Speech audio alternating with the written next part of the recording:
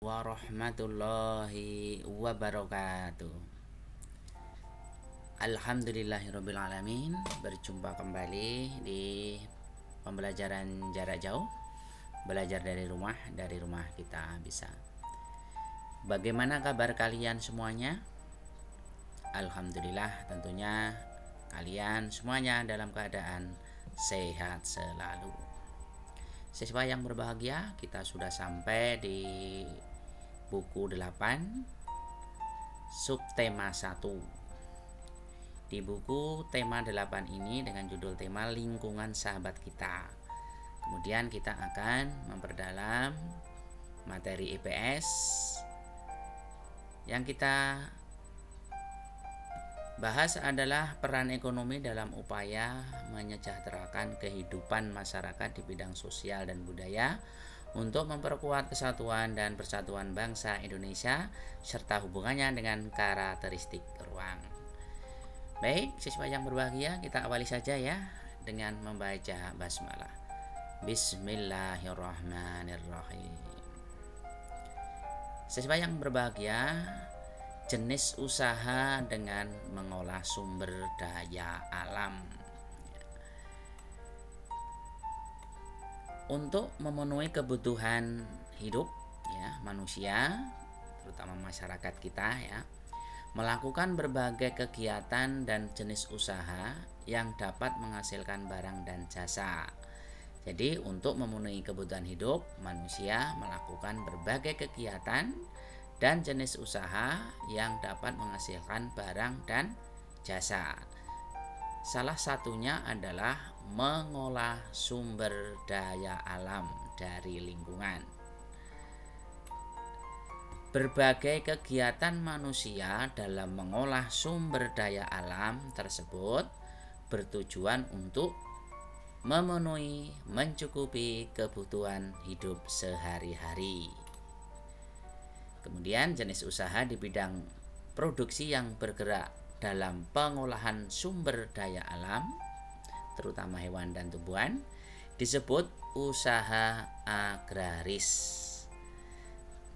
Jenis usaha bidang agraris atau dengan arti luasnya adalah pertanian meliputi persawahan, perkebunan, peternakan, perhutanan, dan perikanan.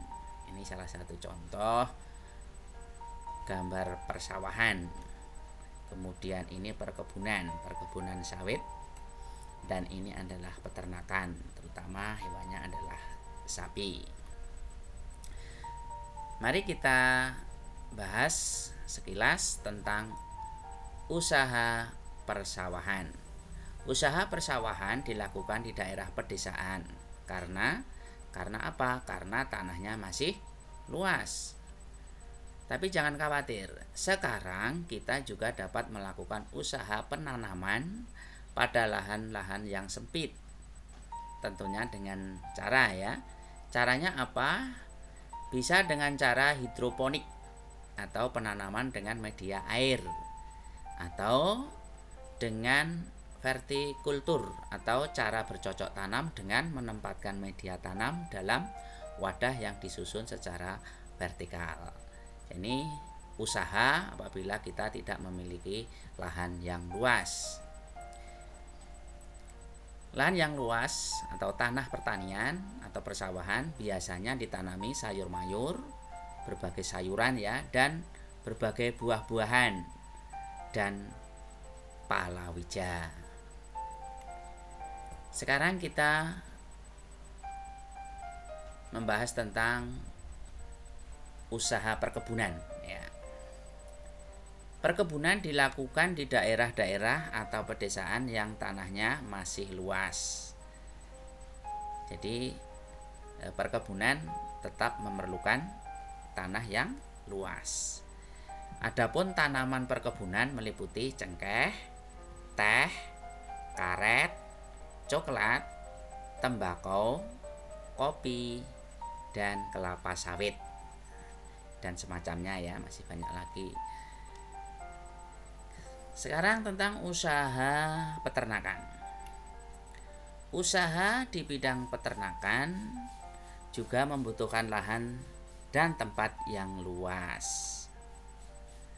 Adapun hewan yang diternakkan antara lain sapi, kambing, domba, itik, dan ayam. Selain itu juga ada peternakan ulat sutra. Nanti di peternakan itu ada tiga, dikelompokkan jadi tiga ya. Peternakan besar, kecil, dan unggas. Ya, itu pengelompokannya. Kita lanjutkan. Berikutnya adalah usaha perikanan. Usaha perikanan atau usaha di bidang perikanan dapat dilakukan di daerah pantai, kemudian bendungan, atau juga waduk. Akan tetapi juga ada usaha perikanan yang memanfaatkan kolam-kolam di lahan persawahan. Ini juga banyak ya. Nah, kemudian berikutnya adalah usaha perhutanan. Adalah suatu kegiatan manusia untuk membuat, mengelola, menggunakan, dan melestarikan hutan untuk kepentingan manusia. Tentunya untuk kebutuhan, memenuhi kebutuhan hidup manusia dalam kehidupan sehari-hari. Nah, produk-produk yang dihasilkan dari hutan meliputi produk-produk dari pohon atau tumbuhan, kemudian hewan, dan juga organisme penyusun ekosistem hutan. Contoh ini perikanan darat ya, yang menggunakan kolam-kolam lahan persawahan. Dan ini perikanan yang ada ya, atau peternakan perikanan laut. Kalau ini tadi perikanan darat, ini yang perikanan laut karena di laut.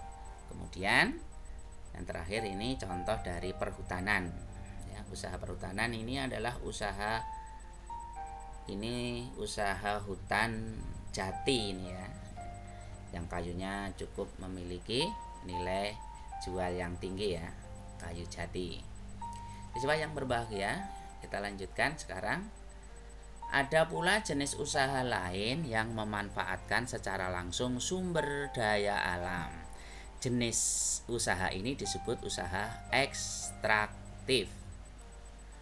Dalam bidang usaha ekstraktif, kita hanya mengambil sumber daya alam tanpa harus mengolah terlebih dahulu.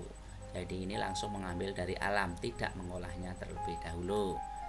Contohnya apa? Contoh ekstraktif adalah yang paling gampang adalah pertambangan, kemudian penebangan hutan terutama, kemudian berburu. Ini adalah contoh ekstraktif. Contoh pertambangan ini pertambangan emas ya. Ini pertambangan emas yang dikelola secara person ya. Ini ada di suatu tempat ya. Kemudian penebangan hutan. Ini penebangan hutan. Jadi tinggal menebang saja ya. Tidak menanam juga, ini tidak menanam, ini lahan nantinya akan dipakai untuk perkebunan, ini biasanya seperti itu. Kemudian ini contoh berburu. Kalau di luar Jawa biasanya yang diburu adalah babi hutan ya, celeng atau babi hutan. Baik, kita lanjutkan. Sekarang kita mempelajari jenis usaha selain pertanian ya. Apa ya? Baik, ada usaha jenis usaha selain pertanian adalah yang pertama adalah perindustrian. Nah, industri adalah kegiatan Industri adalah kegiatan memproses atau mengolah barang dengan menggunakan sarana dan peralatan, terutama mesin ya.